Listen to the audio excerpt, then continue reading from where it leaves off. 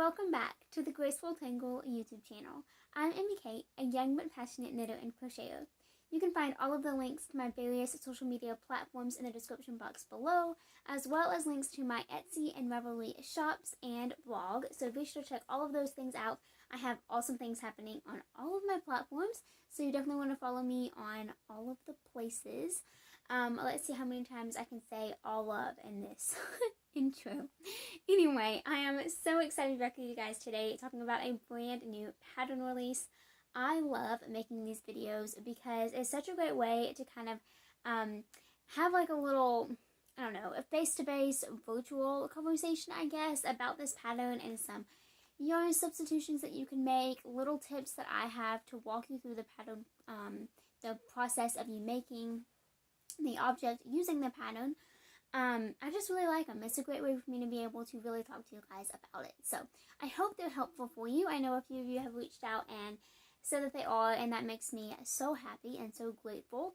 So yeah, I hope that you enjoy it. Anyway, this is the Blushing Braids Messy Bun Beanie. I love this pattern so much. It has actually been done for quite a while. I designed this pattern sometime over the summer, I think, and I completely wrote it up, had a tester test it for me, and it was great, but I just decided to hold off on releasing it because what's the point of releasing a hat in July? I mean, there's not one, especially in Alabama. If you live in the Southern Hemisphere, maybe that's exactly what you needed, but I don't, and here in Alabama, this is the last thing you want to touch in the summer.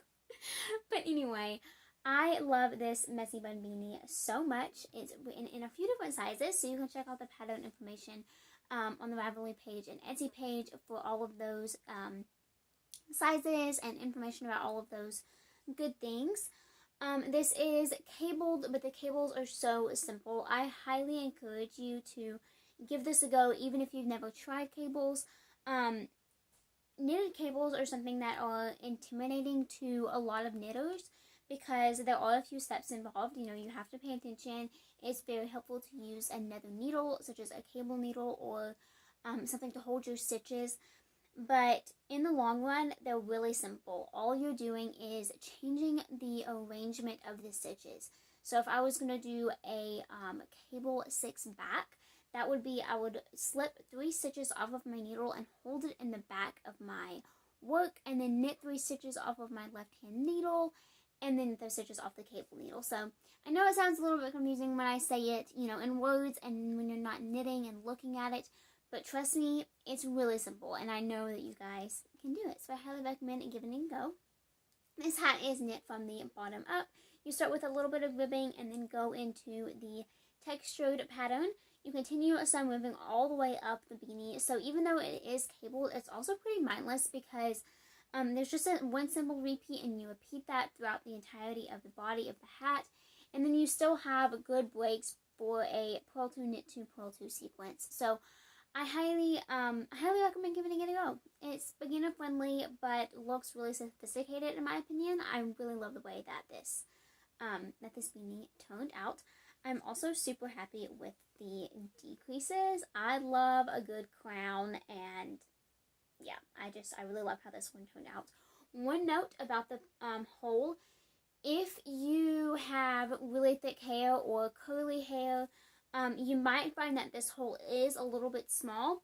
If you do, you can simply skip the last round of the pattern and bind off your stitches normally. And it's just a simple modification that you can make to kind of make that hole a little bit bigger, which can be helpful for some people. Personally, well, my hair is now short, so it doesn't go into a bun very well anymore, but when my hair was much longer, I would actually put my hair up in a bun and then put the hat on. And so I would put my hand through the top of the hat and then grab my bun and pull the hat over the bun and onto my head. That was the best method that I found. There's, you know, other ways that you could do it. You could also just put your hair in a ponytail, which is what I'm going to be doing later this winter. But you know, there's so many ways that you can kind of style it. You could also just add a couple of decrease rounds and close up that hole.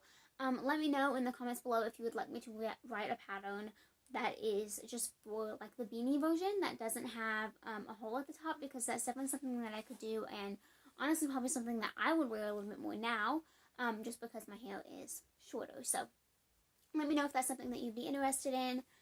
But yeah, so that's a little bit of details about the actual pattern. The yarn that I used, worsted weight yarn is recommended. You might be able to achieve gauge with a heavier worsted or a kind of thinner bulky. It just depends on your gauge.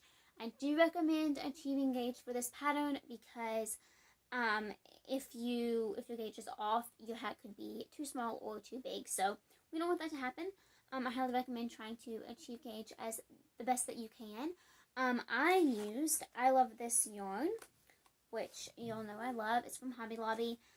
This is the color Rosy Cheeks, and this is actually the skein that I used, so you can see it's a little bit worse for wear, but you can also see that I can get at least like two, I would say at least two, maybe even three more hats out of this one skein. So this would be a super great Christmas gift idea. It's simple, it's quick, and you can also get a few out of one skein, so it's pretty cost effective.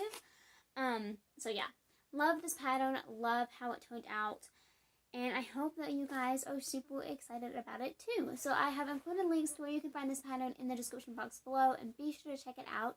If you use the code BRAIDS, all lowercase, at checkout on Ravelry, you can download the pattern for free for a limited time only, so be sure to take advantage of that code.